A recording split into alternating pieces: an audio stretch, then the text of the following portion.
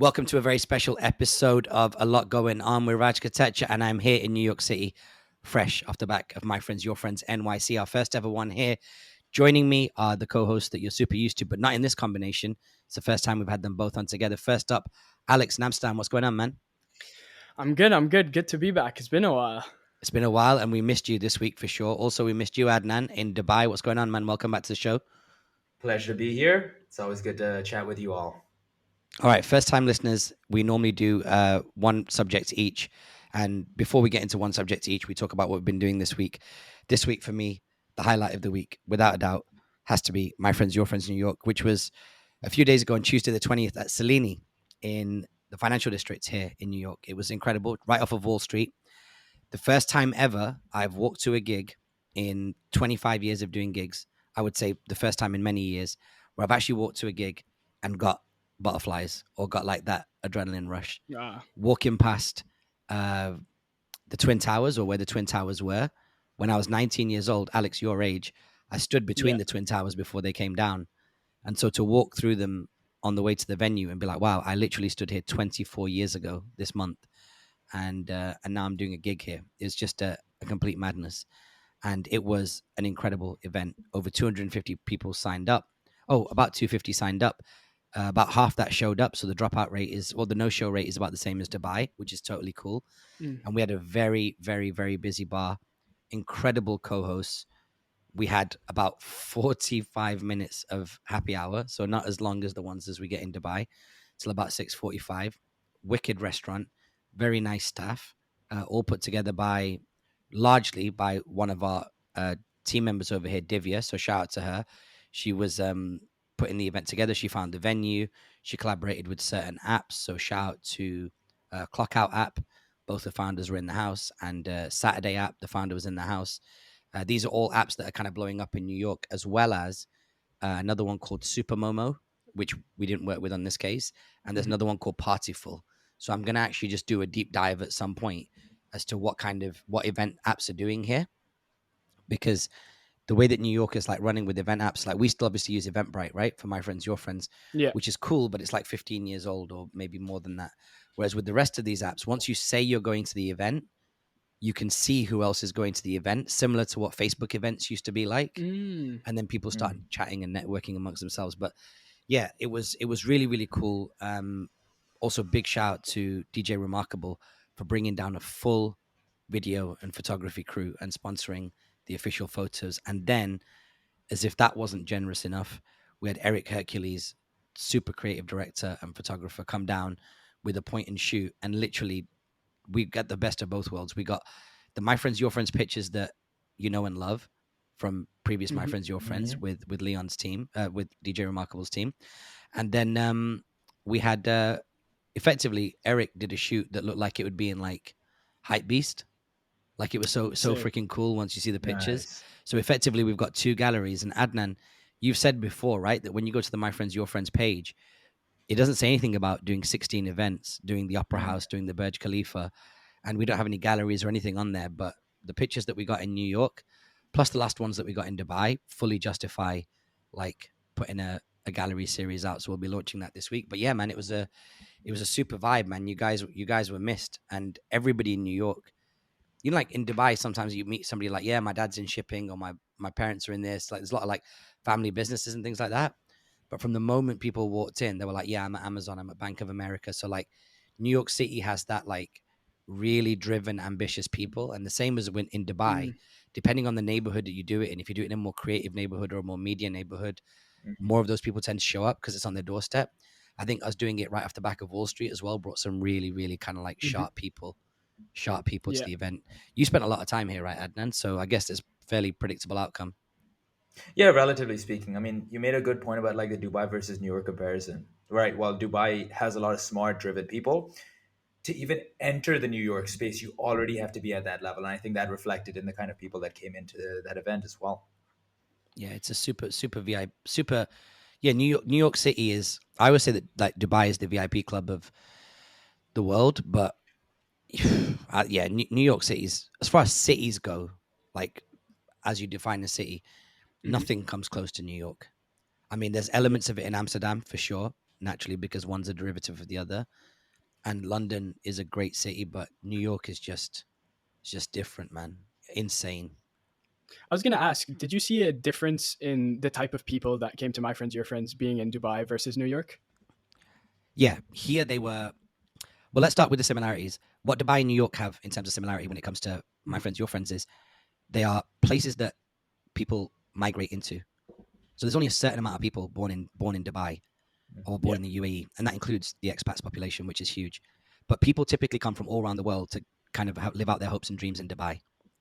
And Dubai is open to everybody. As everybody knows, it's no secret that America is not open to everybody. There is a lot of stuff that you've got to do to get visas and green cards and things of that nature.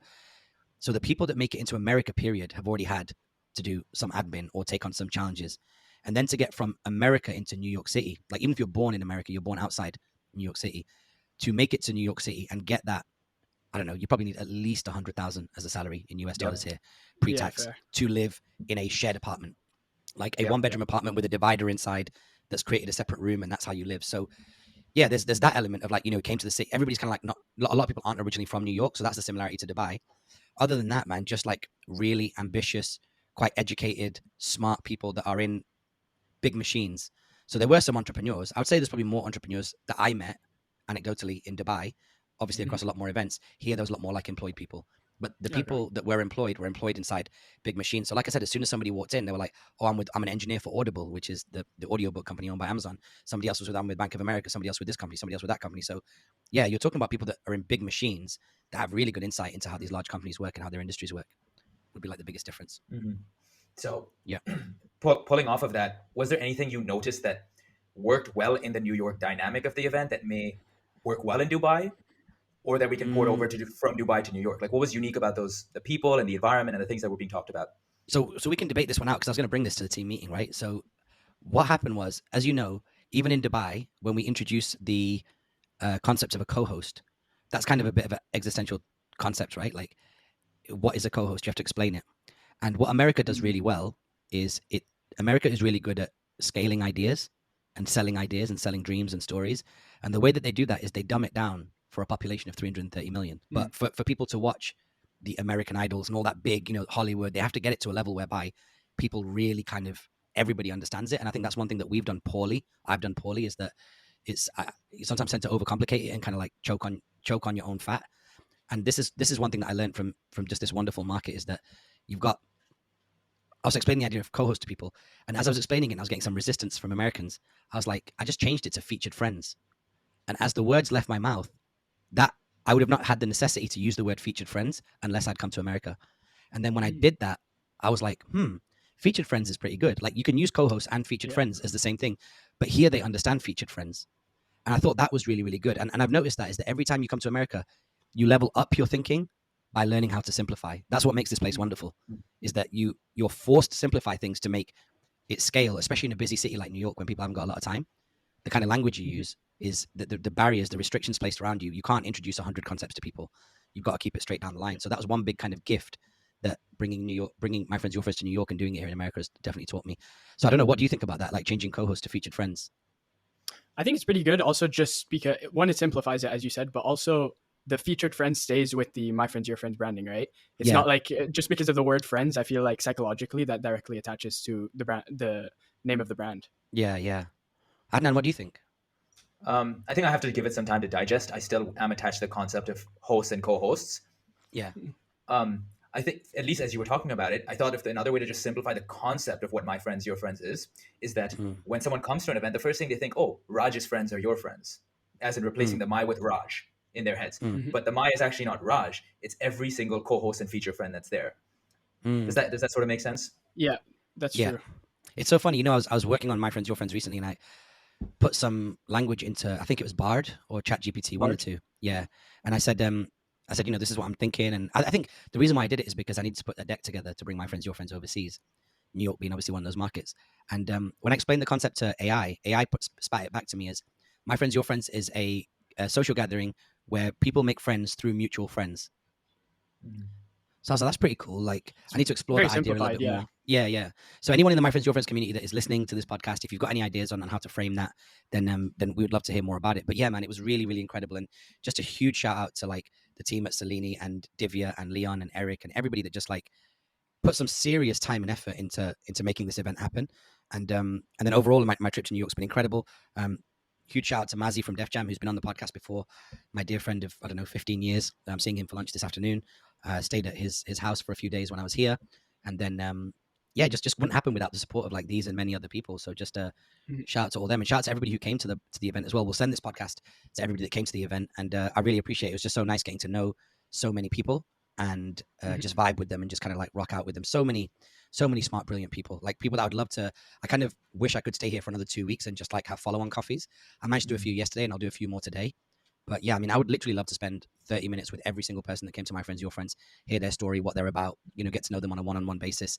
So when we email this out to everybody, we'll see, like anybody who wants to reach out, anybody who's come along to My Friends, Your Friends, if you want to jump on a Zoom and just kind of tell us a little bit about yourself, we'd love to do that. Maybe that's something we can do, Adnan, for in the same vein as some of the other exercises we've been doing recently, where we have these little kind of like office hours moments where we send out like a calendar link and we say, jump on and talk about whatever you want. So it could be something we could do. But yeah, man, it was incredible. And a real moment. Like doing it in London is different because I'm well known in London, but like doing it here in New York, getting a good amount of people to come along, and then Divya just sprinkled on and made it, 3 to 4 times bigger with her magic. It was just really, really good, bro. Really, really good. So and you guys were missed. It'd been so good if like you guys and Vic were here. That's one downside. Like I was like, damn, man, if the boys were here, it'd be special. Yeah. That's very true. But going on from that, did you see any challenges? Yeah, I think that My Friends, Your Friends needs to factor in what these apps are doing. Like these apps are like, you look at like, I spent some time with the CEO of Saturday yesterday, and he was showing me his app, and I don't know what I can speak about or what I can't in terms of like the new features that he's launching. But effectively, the event starts from the moment you tap, I'm coming to the event. These apps now start connecting you to people. They use metadata based on groups that these people follow or other events that they've been to say like, hey, listen, you're going to this event. This person's going to this event, or they've said they are. You're both into like Jordan 4s. Would you like to start a group chat before you go? So you can start to build that rapport. So an event now is no longer limited to just the start and end time, that 6 till 9 slot. And there's a lot more characteristic data. And the challenge is sitting down, going through all 4 of these apps, understanding how they add value to an event goer, and then taking that from the digital world and incorporating it in the physical world. Like how do we learn more about the people that are coming and their interests to make the event better for them when they actually get to the event in Dubai or London or New York? Yeah, I need to go through each of these apps with a notepad and be like, what is there to learn from these people? Because they're thinking about events in a 2023 way. Like one of the reasons why a lot of people I've said this before, like in public, but one of the reasons why I was able to like kill it in London is because everybody else was like, oh, if you want to come on the guest list, send a text here or do this or do that, like pre-WhatsApp, or sign up to the Facebook group and then you're on the guest list or whatever. Sign up for the Facebook event. Early in my career, because I was taught events by an established events creator, I was taught about Eventbrite, which meant that I was able to collect everybody's email address, which allowed me to generate thousands of emails in London by doing free events and doing it in Dubai as well. And that gave me a massive competitive advantage over other event organizers, all off the back of just having an email and inviting somebody to an event. But now there's so much more insight, and AI is going to really, really disrupt the events game. So one of the things I'm going to do this summer is literally sit down and be like, what do I need to know? And just watch every YouTube video, practice on every single app, and then try and connect the dots, as to how we can do it. Yeah. Oh, there was one of the big things. Sorry, go ahead, Adnan. I want to talk about those apps because there's quite interesting stuff that you talked about on the front end where you can facilitate conversations beforehand and essentially get people to the equivalent of, like you said, the third date by the time they get to the My Friends, Your Friends event. But the second portion as well, speaking from someone who's been to an event, is the tail end. Now, every conversation I had with someone, sometimes I was lucky to get a business card that I may have input into my phone. And then if I was super lucky, I got some time to get their Instagram, where I could hopefully over the next few months follow their content. And maybe if a deal opportunity came up, I could bring it up. But it's like I got to do that with maybe 3 to 5 people that I connected with. Now, if you give someone the opportunity to essentially see the social profiles or portfolio websites of all of the featured hosts, or even just the entire guest list, you're not just creating an opportunity in those 2 to 3 hours or even the 1 week prior, but in the entire future, lifespan of their interest in these individuals, right? That's what I think is also a major potential of these apps and what they can achieve. That's a great idea. I think it could be very interesting. Just overall communicate with people post, right? It's very interesting. Yeah, I mean, maybe, we'll talk about it offline. Actually, I've just had an idea, but something along the lines of giving everybody like a digital directory as soon as they walk in. As soon as they walk into My Friends, Your Friends, they can open a directory of everybody that's there, and then all you need to do when you meet somebody is just type their name in the directory, hit send, and you'll automatically get their information. Yeah, so it's super, super good, man. I really enjoyed it. So Raj, you also did a couple of other things outside of My Friends, Your Friends, right? You've been traveling, you've been meeting people. Tell me about some other interesting meetups. Yeah, so one of the first things that I did is when I got here last weekend, Jazzy Jeff did his live mixtape in Atlantic City, and on the bill was some of the world's greatest hip hop acts, Nice and Smooth, DJ Cool. I mean, every classic artist, Tretch from Naughty by Nature, every classic artist from like the 70s, 80s, and 90s. Well, not every, because there's thousands, but 50 of them. They did a live mixtape. Jazzy Jeff played one record, one act. So literally, Jeff DJ'd 50 records back to back, and then the people came on and performed. One of the groups that was performing was the Sugar Hill Gang, who we've done 40 episodes of the Sugar Hill Gang podcast with, and I've not spent any time with them like in the physical for about 14, 15 years since we met in London. Always had a good relationship since. And yeah, went on tour with them, and it was exactly what you think, man. Like, it was just so cool. Like, they were so kind and generous. Like, went on the tour, went to the show, made some content. Felt good to be behind the camera again, doing something that I really am passionate about, you know, which is like shooting hip hop stuff, where I started my career. It was incredible. And then of course, like it was like rap life. Do you know what I mean? Like, there was a huge Sprinter with like luxury leather chairs inside, snacks, drinks. Did 2 shows. One was both were in the state of New Jersey. One was in a town, it was a daytime show, and the other one was this huge arena festival. I didn't get a chance to see Jeff because obviously he was behind the turntables the whole night. I didn't get to see him afterwards.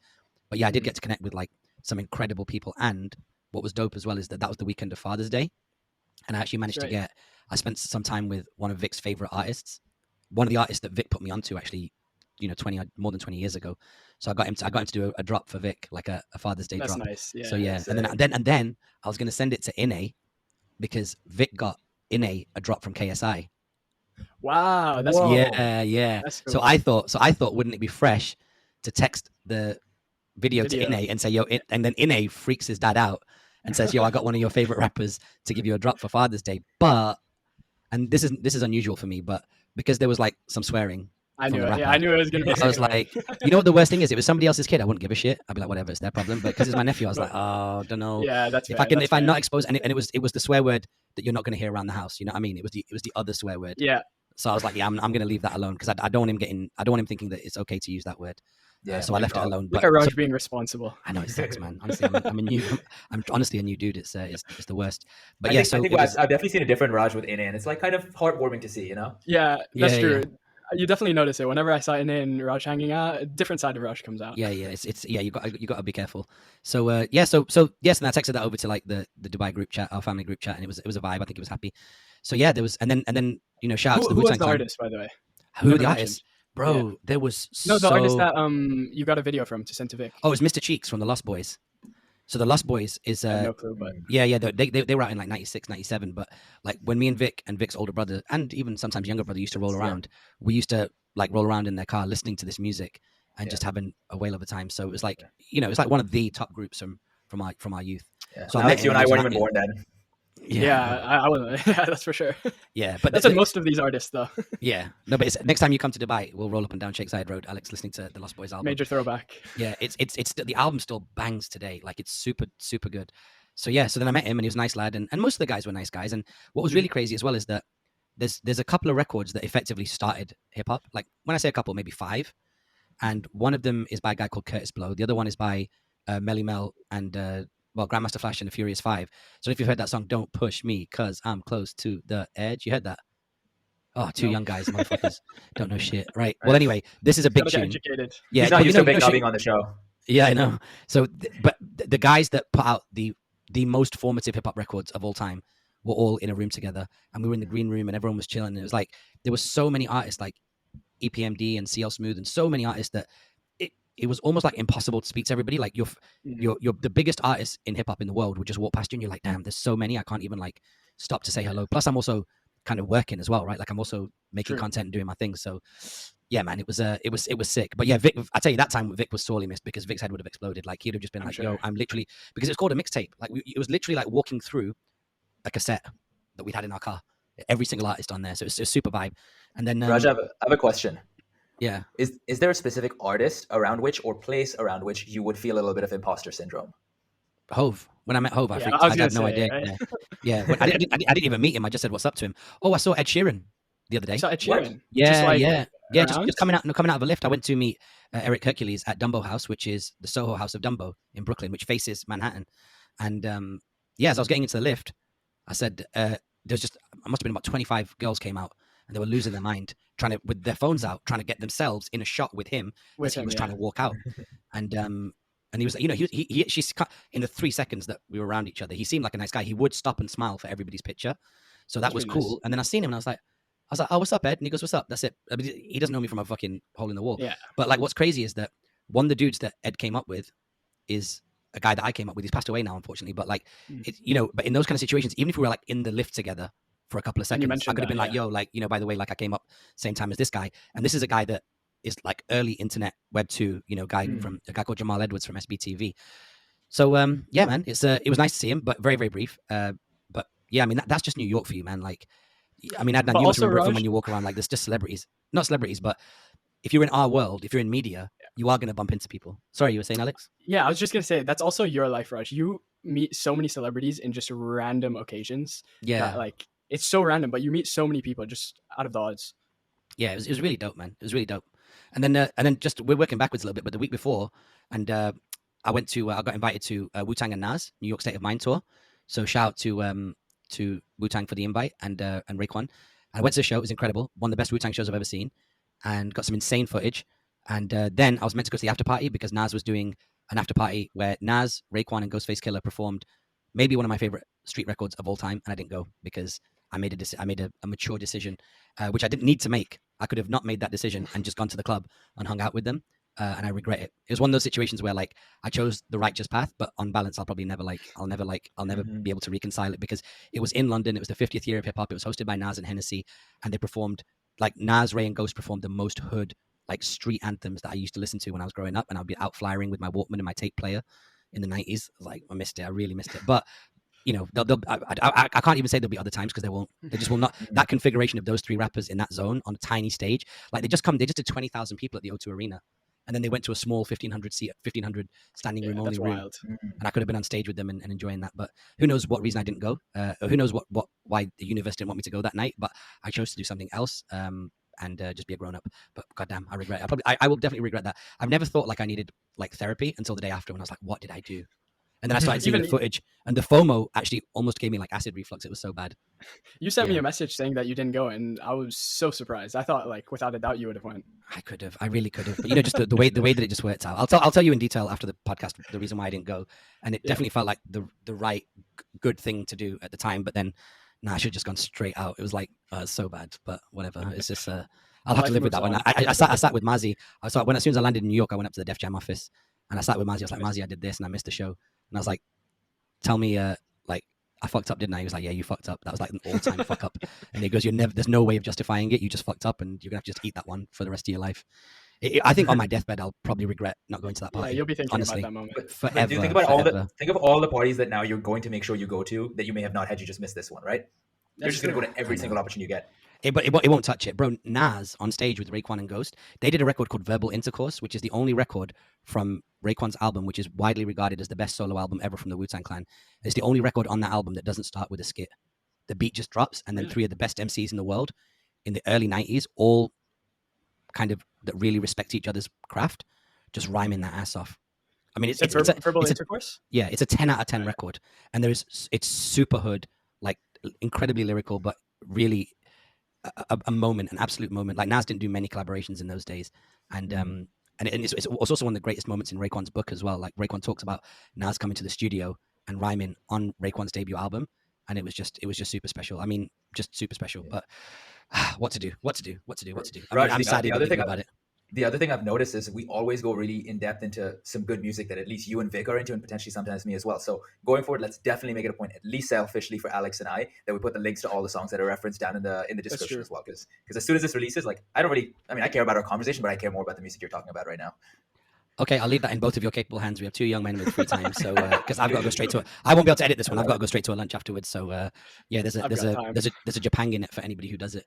Okay, cool. So that's it. So that was my week, and it's been crazy. And then this summer, for anybody who's listening, on Sunday I go to Toronto for 3 weeks. Looking forward to catching up with the Toronto fam, and I'm going to be just editing videos. I've got 1.25 terabytes of original content that I've made just mostly in the last couple of years, but spanning back about a decade, over 30 to 40 different folders, podcasts I've been on, keynotes I've done on stage, training sessions I've delivered, and not even all of them, but like a good amount of them. And so I'm going to be cutting that up over the summer and then working on contentstrategy.ai and obviously working on stuff like this, new merch. So yeah. The merch's looking good. I know there's so many different ones, man. I'll show you them all. When's it coming out? September, October, once we get into mass September, production. October? Yeah, these are all individual trial pieces. I just got like retail clothes and had them printed. But yeah, it's super nice. So that's it. So what about you guys? Alex, semester's ended now for you? Yeah, all over. I will leave to Switzerland in the next 2 weeks, sometime in the next 2 weeks, and just spend time with family over there, see my mom and dad again since they've been in Abu Dhabi and Dubai for a while. Yeah. It'll be nice to be back in Switzerland, honestly, see all the family, friends, my brother. Grandparents too, right? Yeah, grandparents. Yeah, that's included within family, but yeah. And what's it like in Swiss families? Like, do they force feed you and give you diabetes as well, like they do in Indian families? I think maybe less, but they definitely do force feed me a little bit compared to what I would know, how I'd usually hear on my own. By the way, Alex has been like weightlifting his whole first year at university. What's the net gains now since when you started? The net gain it's only been 4 months. I started when I got back from winter break. Yeah. So but I've gained 6 kilos. Nice. Really good, honestly. Yeah, it's good. And I can tell I feel better within my body. I look better. Like, just overall, it's a lot Alex, nice. Has there been any like mental perspective shifts 4 months into the game? I think in terms of specifically me going to the to the gym and how I see the gym. Exactly. Yeah. I think definitely. I think like going there at, even if it's not a certain time every day, but just going every day just gives me a level of like, I did this today, you know. It gives me like a little, like, even if I didn't do, like, I wasn't as productive throughout the day as I wanted to, like, at least I stuck to going to the gym and I've done that, you know. So I think it's mentally it's good just being able to push yourself to go to something every day, because I have days where I'm like, I don't want to go to the gym today. I just can't be asked. Like, I'd rather stay home. But like, just pushing, once you get there, you feel better. And I don't think I've ever left the gym feeling worse than when I got there, you know. That's a really great way to put it. That's my philosophy every morning. It's like, I don't want to go, but every single time I'm back, I've never regretted it. That's what keeps me going. Yeah, exactly. Yeah. So well, any interesting things happening there in Amsterdam at the moment, or I mean, did you go into a rager as soon as like semester finished? No, actually, no. I mean, there's a huge hardstyle music festival going on right now, but I'm not there. I'm here recording this podcast. What's hardstyle? Hardstyle is a type of music. It's just like really intense, like music. But would you classify it as close to drum and bass? No, drum and bass, I'd say is more closer to like techno. I'd say, but closer to techno than it is to hardstyle. Okay, there's another link for you, Adnan, to go into the show notes. I'll put some hardstyle links. It's a weird name though. It kind of sounds like a genre that was created in jail, but no. But honestly, with the weather being really nice now and just summer, went to the lake. That was really, really nice. Just it feels like being back in Europe, right? And just going to the lake how I would in Switzerland over summer. So that was really nice. And Adnan, what about you? Last couple of weeks? Oh man, a lot of work on what we've been doing, Raj. So I think that's like the biggest point for me that's been really exciting. So we had that KMH event, which honestly had been an incredible insight for me, but I think Raj, for you and Vic as well, because there's this massive group of people in retail side of the business that has the opportunity to really learn much more about content creation, and more importantly, how to effectively be a key person of influence in their industry and build their brand. And I want to shout out to anyone that's listening to this that did take out time to speak with Raj, because at least for me, and I hope for you, Raj, it was a fascinating insight into that world of people that have either, not at all started their journey but want to, but also people who have started their journey of content creation and are now really specific on how they want to drive that strategy forward. And I think it was like a great experience to hear you talk to them and them also feed off your ideas. So a lot of our focus over the last 2 weeks has been just to build out operationally what that could look like and how we can get our faces in front of more people to get them aware of content creation as a whole. Yeah, definitely. I think I fell in love with that exercise of just talking to people just for the sake of talking to them and giving away content at scale. So that was really, really good. And as far as like subjects are concerned, I mean, from my point of view, I think I've spoken about just the news thing, or the thing that caught my eye would be like the rise of these apps. Although I don't know much about them, I feel like it's a big trend. And I was saying to I'll just wrap my part up on the news by just saying this, is that when you walk through New York City, it's like you're walking through the internet. Like, the internet is obviously largely an ad-driven model where, YouTube runs pre-roll ads, Facebook has ads, Instagram has ads, everything has got freaking ads. But when you walk through, especially Midtown, Times Square, you ride the subway, you also get to see a lot of ads. And I think if you look at how cheap it is to buy an ad on Instagram, anybody can do it from their phone, but not everybody can buy an ad on a billboard or on the subway. So when you start noticing the same ads on Instagram as you see on the subway, you start to see brand advertisers that have a real financial commitment to getting a message across, and you start to pick up trends at scale between your phone screen and just walking the streets here. And especially in New York, because it's such a frontier market, it's the kind of thing that will eventually drip over into London and eventually into mainland Europe and then into the Middle East. One trend that I've seen, I took a picture of it the other day, was about privacy. So I saw two tech companies, one of them being Apple. I can't remember which one the other one was. It might be Microsoft or somebody. And it said, talking about like the cloud and data privacy. And I was like, looking at it, it looks like that's going to be a very, very big subject moving forward, because these tech companies now, especially with the economy slowing down, even, Apple have reported year-on-year sales down of their iPhone and things of that nature, that whatever they talk about now, these big tech companies, is their true priority. It is their minimum viable communication angle that they want to lean on in the next 24 months. So I think as a medium-sized company, if you say this is what Apple's talking about, this is what Salesforce is talking about, this is what Microsoft's talking about, and that trend seems to be privacy, then that presents a really good opportunity to start talking about your company, how you handle data, and how you respect user privacy, if it's appropriate. If you're in any which way collecting data, you can slipstream into that narrative right now and just get a lot of just build on the momentum of the dialogue that these big tech companies are starting and spending a lot of money on. So that's one big trend that I noticed this week, as well as the rise of event apps, and something that I need to look a little bit more into, which I'll be talking about more on the show as the weeks go on. What's caught your eyes this week, Adnan? You mentioned something about Submarine, right? Yeah. So we can talk in depth about this whole submarine story, but actually I want to tell you a little bit about the submarine story and then ask you some question, Raj, because the unique thing about what happened was that it was a So what happened story from scratch? about, I'll talk you through that. So essentially there were 5 people that decided to go on an expedition, adventure focused expedition, to see the Titanic sub, roughly 13,000, so 3 feet, 3,000 meters down into the sea to the floor. This was kind of midway through the Atlantic Ocean. It was Hamish Harding, who's the equivalent of a billionaire adventurer, close friends with the Musks, the Bezoses, the Buzz Aldrins of the world. Then we had 2 Pakistani individuals, Mr. Shehzada Dawood and his son, very wealthy businessmen in Pakistan. We had a Titanic researcher. I apologize, I don't remember his name, but he was someone from France. And then we had the CEO of the company that had built this up. Anyways, Wow. They went down. So it's a good group, right? Yeah. They went down on Sunday around midday, I believe. It was supposed to be a maximum of an 8-hour trip. 2 hours in, they lost contact with the ground systems or the above water systems. About within a couple of hours, people were notified. They were starting to deploy resources to find them. And it was about by Monday evening or Tuesday morning where we started being able to put sonar buoys into the water to start tracking the sounds. That, along with aerial footage and a variety of different in-water drone systems, were used to see if we could figure out where this submarine was. Had it floated back up to the surface? Had it had a catastrophic destruction underwater? Was it on the floor? Any of those options, right? This was all with the countdown, essentially, that the submarine only had 92 hours of oxygen. So give it until Thursday morning. The entire world was hooked on all the news media, the socials, trying to figure out and follow this story. And come Thursday evening, I believe, depending on which time zone you're in, it was officially announced that one of the water drones discovered certain debris semi-close to the Atlantic that gave them some level of confidence that it was the remains of the submarine. So sadly, what we thought was the worst was exactly what had happened. So that's kind of the story in a nutshell. What are your thoughts on the fact that they say that this boat wasn't regulated and it wasn't done? It was like a dodgy boat and hadn't been approved by boat people and whatnot. What's your it's a bit of like a rogue offering, underwater offering, and you got to sign a crazy disclaimer to say that you're prepared to go down there and you might die. And this is the little bits that I can move. No, it's a good point. So I think there are a lot of different points that say that there was some sketchiness involved in the design, testing, and safety and whatnot. So the 2 or 3 things that stood out to me was, 1, that there was an employee that was fired because he brought up safety concerns. I put high value on that. 2, they said that the boat itself was reviewed and tested by I believe it was one of the Ivy Leagues. I don't know if it was Stanford or Columbia. Oh, it was University of Washington. That's what it was. And that specific university came back and said, hey, we were actually not involved in this process. And then there was another, I believe it was NASA as well, that they said had been supporting on the testing. And they said, we provided some consulting capacity work, but we did not do any testing. So I think that was very interesting to see. I do not agree with the comments about the fact that, hey, it was operated by a controller, because I think people are making a lot of jokes about that.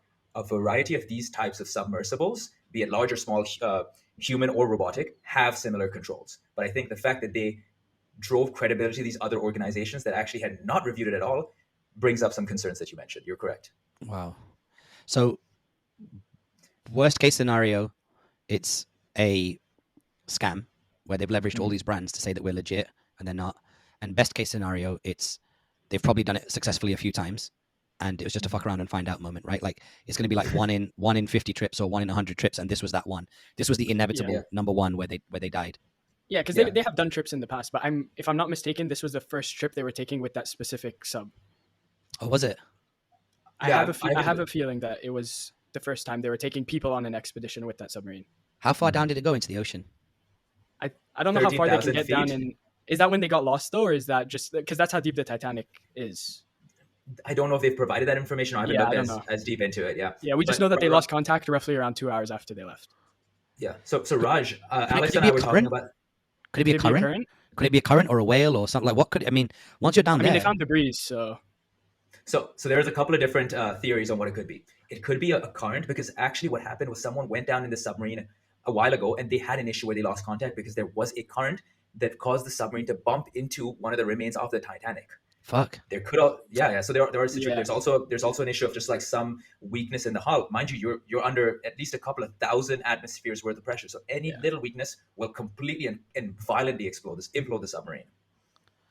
Shit. Yeah. So I'm all right. I'm Raj, where I am.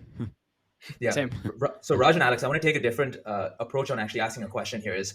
This is very interesting. If you take the perspective of the Coast Guard, the U.S. Coast Guard that was leading the search, and was at the same time required to put out content every 3 to 4 hours talking about what they were doing, what they discovered, what they haven't found in the global eye. Mm-hmm. So what I start to think about is, were they putting out content about what they were working on as soon as they discovered stuff or as soon as they did stuff? Was there a process of getting information, vetting it, deciding how to disseminate it, and then also like this final news around, the sad news, was that something that could have been known before, but we were very strategic about how they put that out? Because mind you, you're talking to the world. Yeah. I think they'd have been strategic. If it's US Coast Guard and it's like federally regulated, then a lot of it does impact the US marine industry, especially the private sector. So yeah, they probably had to be quite thoughtful as to what they spoke about and how they spoke about it. But it is unfortunate. Look, at the end of the day, 5 people died, which is fucked up, and none of them went down there knowing they were going to die. So knowing that wasn't part of the intention, but it is a possible consequence, is what it is. So it's unfortunate. So unfortunate for their families. But yeah, man, for me, it's a fuck around and find out moment. Like you said, you don't have to be. You need to be at like a 16 or 17-year-old's level of education to know that you're going to be under multiple atmospheres worth of pressure under there. Then you've got to look at the boat that you're in and some other bits and pieces. And then you've got to make a calculated decision. Because even though they didn't expect to die, in their mind, there would have been a little bit of a budget. Like a little bit of a budget. Even when you get on a roller coaster in Abu Dhabi. Yeah, anything. You're like, I'm about to go at 200 plus kilometers per hour, albeit for a minute. And even though I've seen it happen 16 times in front of me as I wait in the queue to get on the roller coaster, there is a chance that something will happen. I'll get knocked. There'll be some whiplash. I'll get some brain damage. Or my shit might unlock and I might fly off it. But there's always the what if. What if this happens? Yeah. There's just so many potential outcomes that can go wrong. Yeah. Alex, what do you think? Alex likes all this dumb shit. About what part specifically, though? Do you think it's a risk worth taking? Listen, I think like if you're willing to go on that trip, then I don't know. I think you're like, I wouldn't take the risk, but I think these people like, they have so much money that like, first of all, they had to pay $250K per person. Not just anybody can do it, right? Yeah.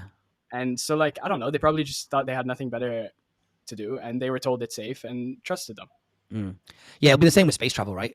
It's the same thing. It'll be interesting once we get the space travel version of this story, because at some point, one of these space travel things, something's going to fuck up. And so what I'm thinking about, Raj, is that now that people have this emotional pain towards what happened, is it going to have people pull back from doing space travel when it starts coming down in cost and there's more availability, right? Given that you now feel the global pain of an incident like this, right? Yeah. I'll say it doesn't. I want to go to space. It won't affect me. Let's go. But that's just one big thing I've always wanted to. And that's the big difference, right? Is that you've always wanted to. When I grew up my whole life, I never thought to myself, man, I'd love to go to space. So unless it becomes available and then 50 people that I know have been up there and they're like, yeah, it's cool and the coffee's good, then I'll go. But if it's and little baby's there. Yeah, we spoke about that in a previous episode. Yeah, if little baby goes up, I'd be interested. But it's I don't know, if it's something you've never fantasized about, I'm like, nah, I'm all right. You go. Tell me how it is. Just drop me a text. Yeah. When you're also, up there. I do want to say more people have gone to space than gone to the depth they were going to. Oh wow. Just to say that, like, I'm pretty sure it's like 4 or 5 times the amount of people. Like, it's not like crazy. And I want to add to Alex's point that we have mapped the surface of Mars and the Moon 100 times better than we have mapped the surface of the ocean. So we have much more knowledge of what's above us than what is below us. Yeah. Yep. Yeah. Well, off they go, and yeah, again, it's just sad for their families, but that's some dangerous shit. Alex, anything that's caught your eye? Not specifically, not that I can think of the top of my head. Oh, I mean, not related to news, but I did open a company. Oh, right, congratulations! Yeah, thank you. Congratulations. Yeah, what's the website then? We were discussing this yesterday. I don't have a website yet. Yeah. But I need to buy that domain, make a website. But Alex Christoph Productions gonna do some drone production and then also podcast production. So that'll be interesting. What can you offer anybody who's listening right now? What can I offer? Anyone who is looking to start a podcast, you can DM me on Instagram, Alex Christoph, AlexChristophe, and I can help you get started on a podcast, edit it, get your audio right, all of that good stuff. Nice. Okay, cool. And drone footage. Drone footage as well, but I guess that's more based in Amsterdam, right? Unless someone flies you out. Yeah, exactly. Depends. But you did a shoot for Hugo Boss store, right? Yeah, I did do. Well, now I do have to say it is just Boss. It's not Hugo and Boss are two separate brands now. Okay. Yeah. Which is in my mind is a bit weird, but yeah. But yeah, I did do a shoot for them in one of their renovated stores just outside Amsterdam, and they're renovating their main store here in Amsterdam, and they asked to do a shoot over there when it's done, late August, early September. And you've done some festivals as well. Festival? No, I did more club. I did for a club, not festival, but club. That was very nice. And then also just flying my drone within the city has been nice, just because the weather's out now, the sun's out. It's nice just going. Even the canals look really nice. Just people are out on the boats and everything. It's nice. You'll have to get some of that footage onto the Algo Pod Instagram as well. I will. So we can share that. Yeah. All right. Wicked. Awesome, guys. So that's it. We got everything covered. Nice long episode where we got a lot of stuff covered. We'll be back next week, all being well. I'll be in Canada, and you guys will be around and online, right? Yeah. And hopefully Vic can get a microphone, because Vic has hit the road with no mic. So we got to make sure we get that fixed. All right. Well, if you enjoyed this episode, please make sure you like, subscribe. If you see it on YouTube, hit the share button, whichever platform you're on, but especially YouTube and Spotify. And I appreciate it. And big up to everybody in New York City that came through to the event. Hope you enjoyed it. We had the best time. We can't wait to come back. It was one of the most transformative experiences for my friends, your friends, as a brand, a team of organizers in a community. So big up to everybody, and we'll see you on the next episode. I have a lot going on. Peace.